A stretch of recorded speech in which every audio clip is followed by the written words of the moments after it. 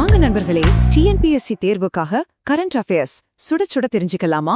வாங்க, இந்த முக்கியமான தகவல்களை எல்லாம் சற்று நோர் பார்வை பார்க்கலாம். எய்ம் டிஎன்பிஎஸ்சி அகாடமி விழுப்புரம் சார்பா தேர்வுக்கு தயாராகிற உங்க எல்லாருக்கும் என் மனமார்ந்த வாழ்த்துக்கள். சரி, நேரத்தை வீணாக்காம நேரா விஷயத்துக்கு போயிடலாம். சரி, இன்னைக்கு நாம என்னென்ன தலைப்புகள் பார்க்க போறோம்னு ஒரு சின்ன முன்னோட்டம் பார்த்துடலாம். முதல்ல நம்ம தமிழ்நாடு அரசின் லேட்டஸ்ட் திட்டங்கள், அடுத்து தேசிய அளவுல கொடுக்கப்பட்ட விருதுகள், அப்புறம் சில முக்கியமான தேசிய செய்திகள், கடைசியா ஜான்வரி மாசத்தோட முக்கிய தினங்கள் என்னென்னு பார்க்க போறோம். முதல் பகுதிக்குள்ள போலாம். தமிழ்நாடு அரசின் முன்னெடுப்புகள். இது ரொம்ப ரொம்ப முக்கியமான பகுதி. ஏன்னா இதுல இருந்து நேரடியா கேள்விகள் வர வாய்ப்பு அதிகம். சோ கொஞ்சம் கவனமா கேளுங்க. சமீபத்துல நடந்த உலக மகளிர் உச்சி மாநாட்டுல நம்ம முதலமைச்சர் 2 சூப்பரான விஷயங்களை அறிவிச்சிருக்கார். ஒன்னு, பெண்களோட வேலைவாய்ப்புக்கும் பாதுகாப்புக்குமான TNWES சேஃப் திட்டம். இன்னொன்னு, ரொம்ப முக்கியமான HPV தடுப்பூசி திட்டம். இந்த ரெண்டுமே பெண்கள் நலன்ல அரசுக்கு இருக்கிற அக்கறையை தெளிவா காட்டுது இல்லையா?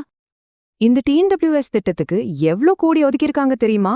சும்மா இல்ல, முழுசா 5000 கோடி ரூபா. அடேங்கப்பா, அடுத்த 5 வருஷத்துக்கு பெண்களோட முன்னேற்றத்துக்காக இந்த பணம் செலவிடப்படும். அடுத்து எந்த நம்பர்? 1,00,000. இது எதுக்கு நினைக்கிறீங்க? நம்ம கலைஞர் கனவில்லம் திட்டத்தின் கீழே கட்டப்போற புது வீடுகளோட எண்ணிக்கை தான் இது. தமிழ்நாட்டை குடிசை இல்லாத மாநிலமா மாற்றுறதுக்கான ஒரு மெகா முயற்சி இது. அடுத்ததா 2200 கிலோமீட்டர். இது கிராமப்புற சாலைகளுக்கானது. முதல்வரின் கிராம சாலைகள் மேம்பாட்டு திட்டம் மூலமா இவ்ளோ நீளத்துக்கு சாலைகள் போட போறாங்க. கிராமங்களோட இணைப்புக்கு இது பெரிய உதவியா இருக்கும். இப்போ இந்த ஸ்லைட பாருங்க. இது ஒரு பக்கா ரிவிஷன் ஸ்லைடுனே சொல்லலாம். கலைஞர் கனவில்லம், கிராம சாலைகள் திட்டம், உங்களுடன் ஸ்டாலின், இந்த 3 திட்டங்களோட நோக்கம், இலக்கு எல்லாமே ஒரே இடத்துல இருக்கு. பரீட்சைக்கு முன்னாடி டக்குன்னு ஒரு தடவை பார்த்துக்க ரொம்ப வசதியா இருக்கும்.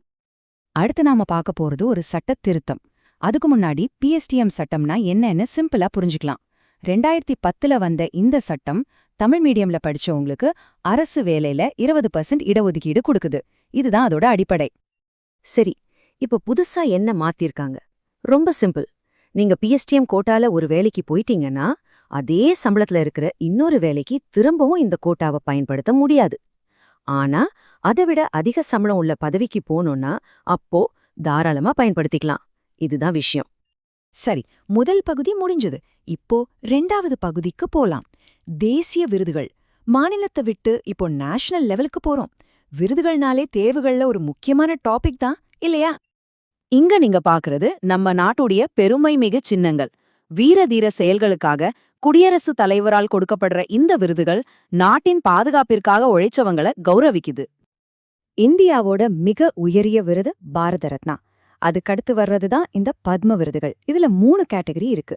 டாப்ல பத்ம விபூஷன், அடுத்து பத்மபூஷன், அதுக்கடுத்து பத்மஸ்ரீ. செய்யற சேவையோட அளவை பொறுத்து இந்த விருதுகள் கொடுக்கப்படுது. டிஎன்பிஎஸ்சி தேர்வுக்கு தயாராகிறவங்க இந்த ஸ்லைட கண்டிப்பா ஒரு ஸ்கிரீன்ஷாட் எடுத்து வச்சுக்கோங்க. ரொம்ப ரொம்ப முக்கியம். இந்த வருஷம் நம்ம தமிழ்நாட்டில இருந்து மொத்தம் 13 பேருக்கு பத்ம விருதுகள் கிடைச்சிருக்கு. அதுல 2 பத்மபூஷன், திரு SKM மயிலானந்தன் அவர்களுக்கும் திரு கள்ளிப்பட்டி R பழனிசாமி அவர்களுக்கும், மீதி 11 பேருக்கு பத்மஸ்ரீ. இந்த பெயர்களை மறக்காம ஞாபகம் வச்சுக்கணும். இப்போ 2 விருதுகளுக்கு நடுவுல இருக்கிற வித்தியாசத்தை பார்த்திடலாம். சுபாஷ் சந்திரபோஸ் புரஸ்கார், ஜீவன் ரக்ஷா பதக். ஒன்னு பேரிடர் மேலாண்மை மாதிரி பெரிய அளவுல சேவை செய்யற அமைப்புக்கு கொடுக்கறது. இன்னொன்னு திடீர்னு ஒருத்தரோட உயிரை காப்பாத்துற தனிநபரோட வீரத்துக்காக கொடுக்கறது. சிம்பிளா சொன்னா அமைப்புக்கு 1, தனிநபருக்கு 1. 3வது பகுதிக்கு வந்தாச்சு. இது ஒரு குவிக் ரவுண்டு மாதிரி. தேசிய அளவுல அறிவியல், சுற்றுச்சூழல், பொருளாதாரம் சம்பந்தப்பட்ட சில முக்கியமான செய்திகளை டக்கு டக்குன்னு பாத்துரலாம். Ammonium nitrate. இந்த பேரை சமீபத்துல செய்தியில கேட்டிருப்பீங்க. இது ஒரு டபுள் சைடட் கத்தி மாதிரி. ஒரு பக்கம் விவசாயத்துக்கு இது ஒரு சூப்பரான உரம். ஆனா இன்னொரு பக்கம் இத வச்சு சுலபமா வெடிமருந்து தயாரிக்க முடியும். அதனாலதான் இத ரொம்ப கட்டுப்பாடோட வச்சிருக்காங்க. இங்க ஒரு இன்ட்ரெஸ்டிங்கான விஷயம். இந்த வருஷம் குடியரசு தின விழாவுல ரெட்ட திம்மல் இருக்கிற பாக்டீரியன் ஒட்டகங்களை பாத்தீங்களா? இதுக்கு பட்டுப்பாதையின் கப்பல்கள்னு ஒரு செல்ல பேரும் இருக்கு. நம்ம நாட்டுல லடாக்ல மட்டும்தான் இத பார்க்க முடியும். ஆனா வருத்தமான விஷயம், இத அழிந்து வரும் இனத்துல இருக்கு. சரி, நாம இப்போ கடைசி பகுதிக்கு வந்துட்டோம். ஜனவரி மாதத்தின் முக்கிய நாட்கள். இதிலிருந்து ஒரு கேள்வி வர்றதுக்கு நிறைய வாய்ப்பு இருக்கு, அதனால தேதியோட சேர்த்து அதோட கருப்பொருளையும் ஞாபகம் வச்சுக்கோங்க. ஜனவரி கடைசில 3 முக்கிய தினங்கள் இருக்கு. ஜனவரி 24 சர்வதேச கல்வி தினம். அப்புறம் நம்ம குடியரசு தினமான ஜனவரி 26 அன்னைக்கு 2 முக்கியமான தினங்கள் வருது. ஒன்னு சர்வதேச சுங்க தினம், இன்னொன்னு சர்வதேச தூய எரிசக்தி தினம். இந்த தேதிகளையும் அதோட இந்த வருஷத்துக்கான கருப்பொருளையும் கண்டிப்பா நோட் பண்ணி வச்சுக்கோங்க.